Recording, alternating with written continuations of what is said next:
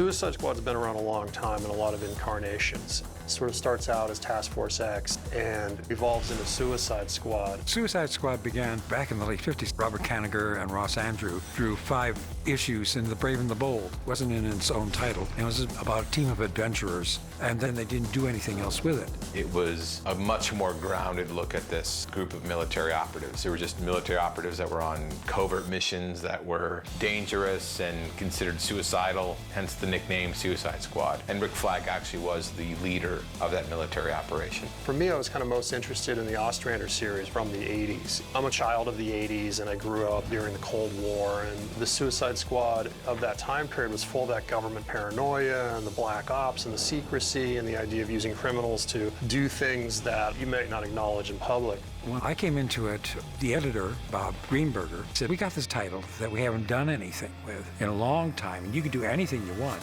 and it's called Suicide Squad.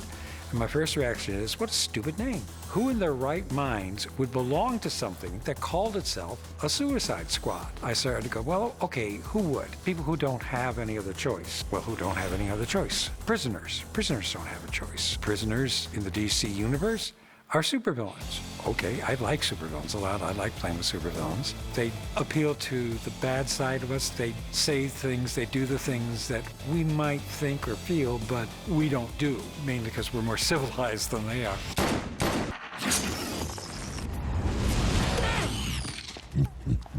I didn't even want the mainstream villains. I wanted villains that they could say, yeah, sure, John, go ahead, take them, do whatever you want. Because then I could play with their backgrounds, their characters, and if you're going to call it Suicide Squad, characters have to die along the way. And we did that from the very first appearance of the squad in Legends. It's been one of my favorite comics forever. It's full of characters that you at one time wished would get together, and now all of a sudden they're together. And not only are they together, but they're going on missions together, and they are experiencing things together, and you get an opportunity to explore psychologically what all these characters are like in their personal lives, and then all of a sudden that is sort of squished together, and you see how it comes out on the big screen. And I think there's a tremendous amount of wish fulfillment with these characters. There's a lot of people that wish that they could do the kinds of things these characters do. I think the idea of taking characters that aren't typically good, that are the ones that are actually fighting the heroes, whether it be Superman or Batman, I think that's something that's fresh. The Suicide Squad characters, both as individuals and as part of the squad, have a legacy that goes back generations. So it's rewarding for us to be able to take these characters and bring them to the big screen. And let me shift you guys this way a little bit, and Greg's go back there. Thank you. For me, the struggle is to be respectful of the source material, of the comics, of the origin stories of these characters as written, and at the same time to adapt them, because it is an adaptation. You know, these are new scenes, it's new dialogue, new trajectories for them. They're coming together in new ways.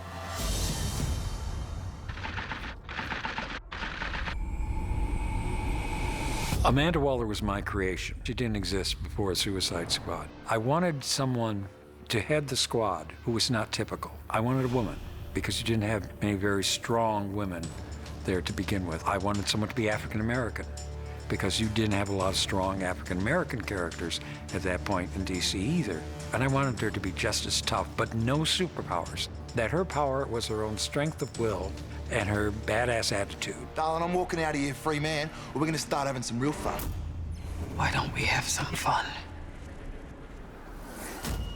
One of the best scenes I've ever read of Amanda Waller was when the Justice League and the Suicide Squad first crossed paths, and she put Batman in his place. She says some veiled threats to him as if she knows everything about him. And Waller, when you think about it, is really the only character that could do that. The next war will be fought with these metahumans, ours or theirs. We're not the only ones kicking up rocks looking for them. Now, Amanda Waller, I think, is one of the most interesting characters in the film. Wicked intelligent, incredibly formidable as a person, and who can walk into the most powerful room in Washington, D.C. and manipulate anybody in that room to get what she wants. I connected to her because everything I read about her out of the Cabrini Green projects in Chicago, had a couple of kids and a husband, were murdered, then rose up and became this high official in the government. I was like, that's interesting. Usually they're being born out of some pond somewhere, you know, out of some frog's mouth. But this was someone who I could really root in truth and the afro, and it's something that spoke to me. She doesn't have any problem exploring the gray areas of getting things done. The fact that she was in charge of this whole squad did draw me in too, I have to say. I like being the badass. We just saved the world. A thank you would be nice. Thank you. The Suicide Squad for her starts out as just another means to an end. By the end of the film, she would never admit it, but I think she does learn to respect them. She does learn that they are truly capable people.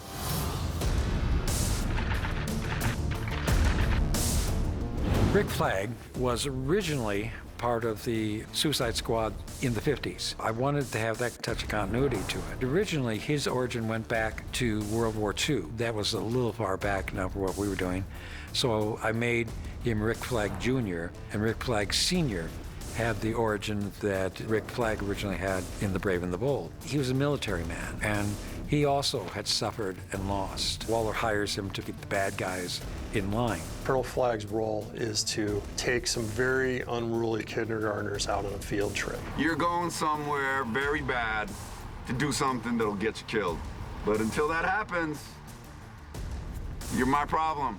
He's a military guy. He's very square, very direct fella. I remember right before we were about to shoot, Joel was finishing another film. David was like, I want Joel to go out in the wilderness and just get his ass kicked. I want these guys to like show him what it's like to actually have to be that real guy. And Joel was more than willing to do it. He's the kind of guy that has been in all the different kinds of various special forces groups. David really wanted to give me as close to a first-hand experience as you can get. So we went in deep with these military guys. We're gonna rely on the tension of the spring to seat that bolt all the way. We had 2 or 3 extensive personal training sessions where we were out in the woods and carrying stuff and finding targets and then coming back. It was intense, but helpful to find the core of the character and understand where he comes from. By giving the actor that experience and be able to see firsthand what it would be like, is just only giving them more tools in their arsenal to work with.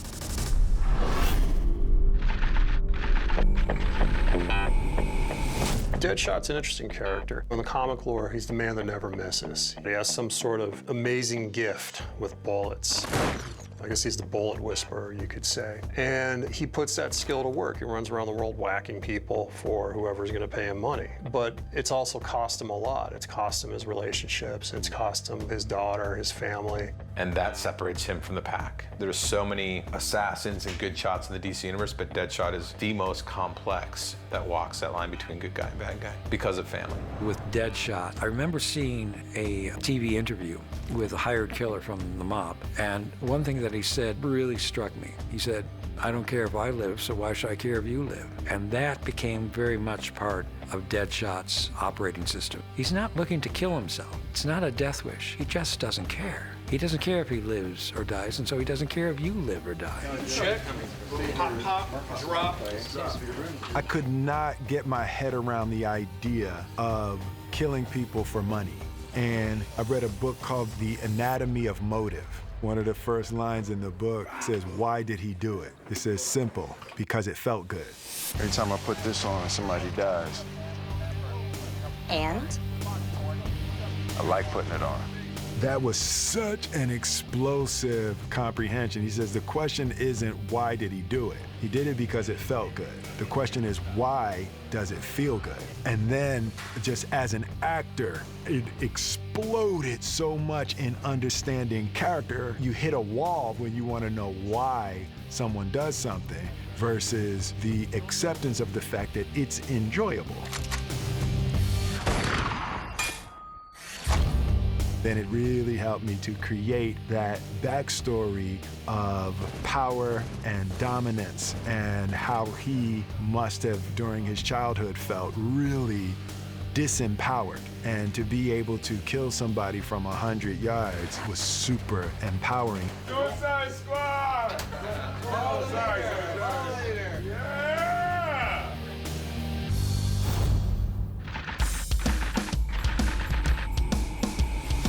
Harley Quinn is far and away the most recognizable character in the squad, the most popular. She was introduced in the Batman animated series in the 90s and then was introduced into the comic books through that, and it's become one of the biggest characters in comics There's something archetypical about Harley Quinn. It's interesting because as a character in the comic book canon, she's maybe 20 years old, but she's so iconic. Something tells me a whole lot of people are about to die. She's a character that does what she wants. She's uncensored. She's very in the moment. Stupid gut, you're ruining date night!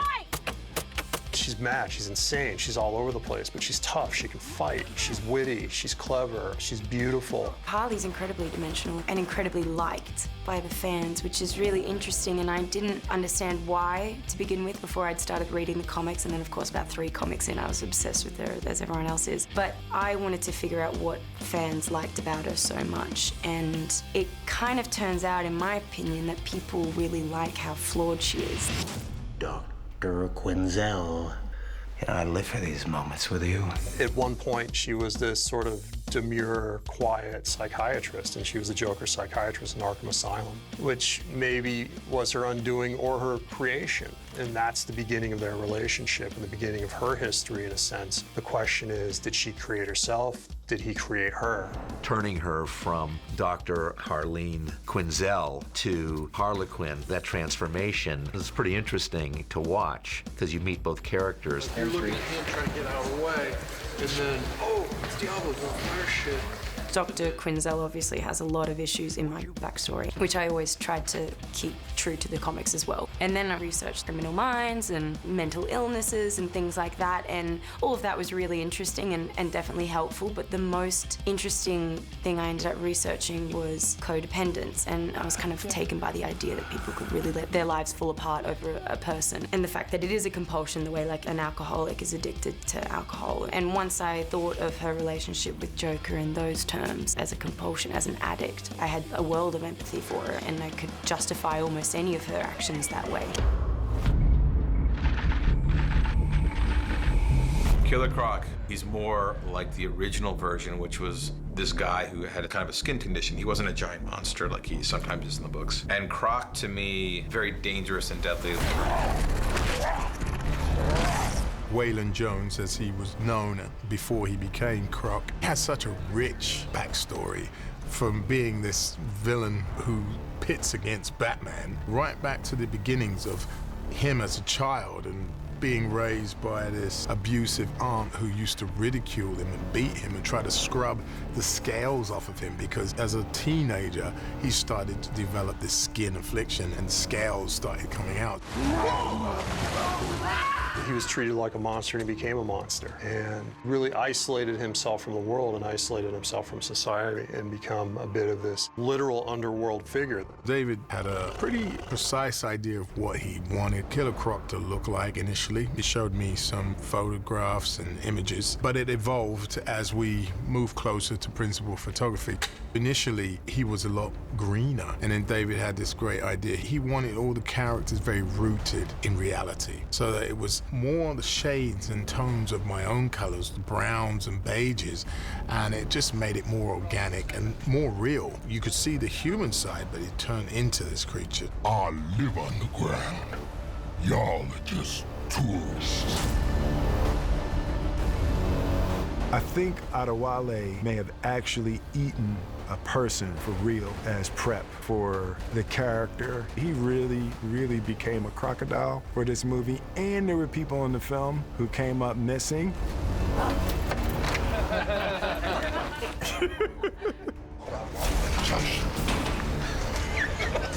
It was a lot of fun.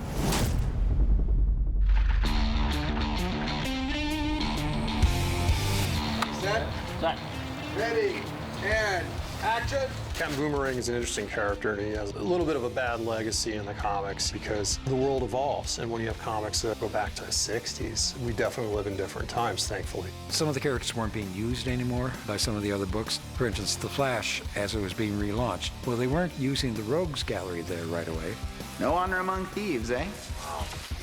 And Bob Greenberger suggested that we use Captain Boomerang. I said, no, Captain Boomerang, he's just a stupid-looking character. He's silly. But then we got into him, we started using him, and I love playing with Captain Boomerang. He became one of the stars of the book. John Ostrander saying that Captain Boomerang is one of his favorite characters to write is because he's so much fun to write, because you can do anything, and there's no situation where he's not going to crack open a beer and take a sip in the middle of a dramatic situation, because that's just who he is. Captain Boomerang's probably my favorite character. Growing up reading the comics, he was always my favorite in the squad. He's just a jerk, and he's unapologetically a jerk. There's a scene in the film that is in the comics with Slipknot where he tells Slipknot, these bombs are total bullshit. I'm out of here, you should go that way, I'll go this way. And Slipknot's like, okay. And then he waits, and Boomerang hears a big explosion. He's like, oh, I guess it's written.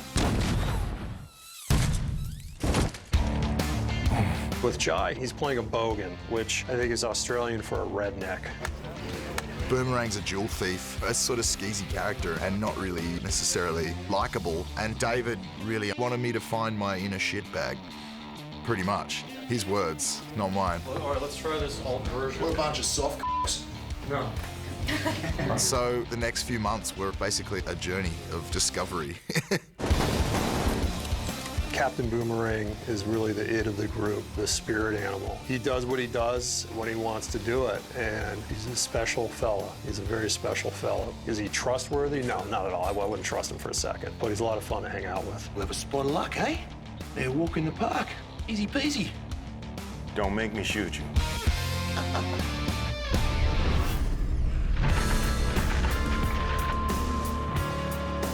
There's actually been a lot of different El Diablos in the comics, and this current version isn't very old. He's only a few years old. He's more of a modern-day version of the character. The original character was an old Western character. And this new one inherits this kind of dark, supernatural ability and can create fire. I wanted to do a Latino superhero, so of course I drew on the stuff that I knew from people I grew up with. I wanted to do a character that came from that, but then went on to something better than that. It's not about where he is or where he came from, it's about where he's going, and where he's going hopefully is a place of inner peace and redemption. Can you hold the back of her head with your hand like that? One of the reasons I wanted to do this film was to bring Diablo to life. You just don't really see any Mexican-American characters represented in comic book lore, and he's really one of the absolute few ones out there. That character is someone I can identify with. These are like the guys I grew up with. He's a fighter, but he's given up that side of his life. He's sort of backed away from criminality. He's backed away from aggression. He's backed away from being who he is, you know, because this superpower that he has is an innate part of him. Playing El Diablo is not easy. He's an extremely emotional character. He's got a really dark background.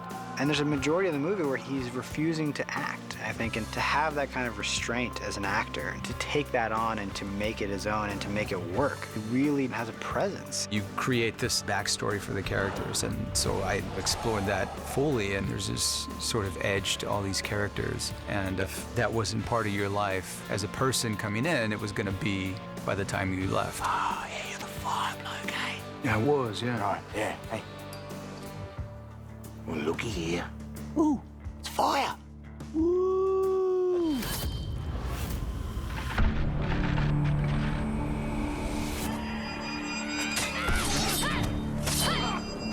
Katana was a member of a group called the Outsiders. And the Outsiders were a group of heroes that Batman put together after he left the Justice League. And Katana probably is going to be the most popular out of the new characters that were introduced in that group.